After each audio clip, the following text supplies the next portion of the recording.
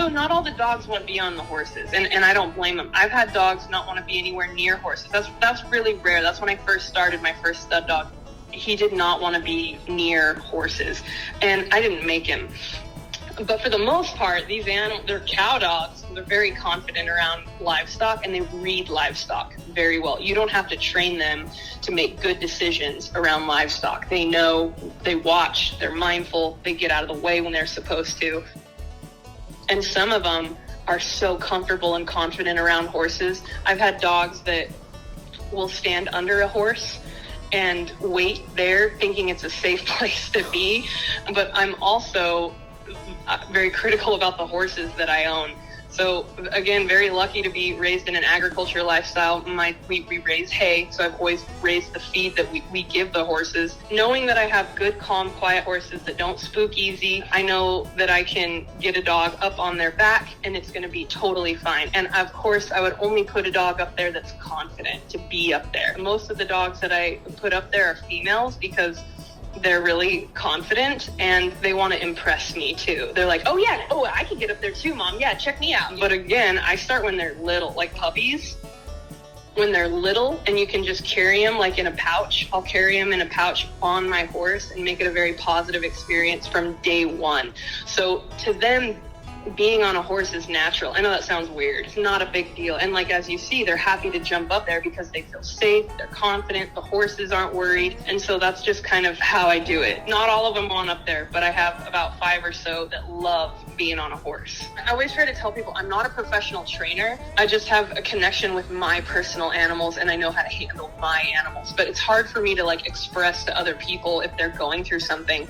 I'm like, you should really talk to a professional because I can't put it into words that would make sense, like it's just more of a feeling, reading animals, feeling the energy, and going from there. Typically, what you get in Australian Shepherds is intense loyalty. Very loyal, very bonded to people, always intelligent, especially when you have good breeding, breeders that pay attention to these things. These are cow dogs, so very intelligent, very athletic. And again, when you scrutinize them for their structure, they're very athletic. They're built right, they last a long time, and they have intense stamina and athletic ability. And there is a misconception that they're these high energy, wild, crazy dogs that need to be ran every day. Not the case. They're very intelligent. So they need to have stimulation, structure. They have an off switch. It's not like they're just mindless, crazy dogs that have to run. They love to run and they'll keep up with you all day long. If you want to go on a run or ride your bike or like I do, ride my horse, they'll keep up with me on my horse all day long and then some. But say, there's a day you can't get out at all for the weather or whatever reason, totally content just to lay at your feet and be next to you.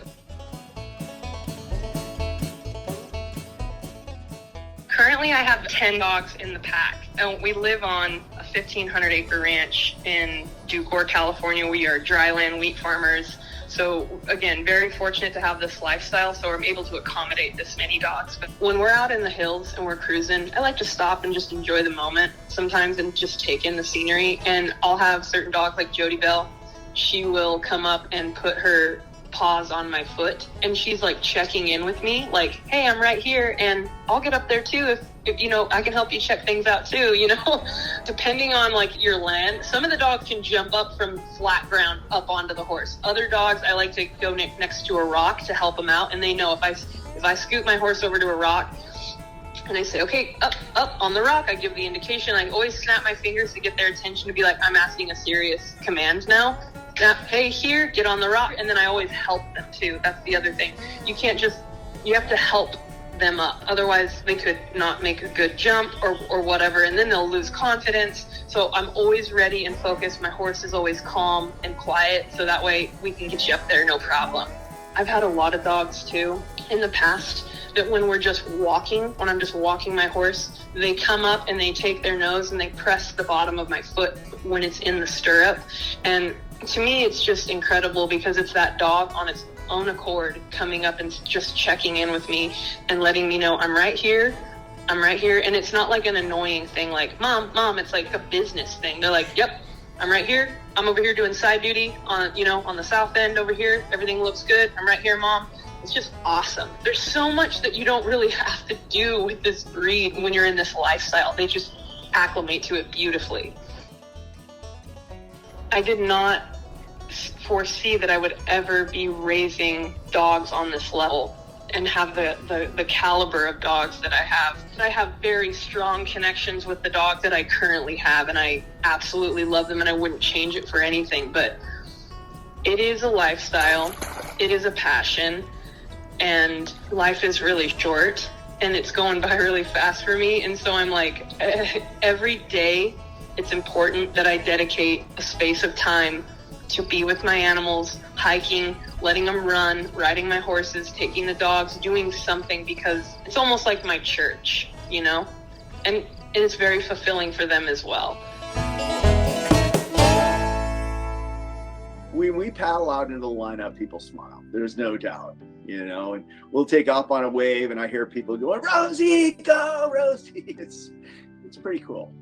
There's actually quite a few people who surf with their dogs, and then we have these competitions where they surf on their own and they're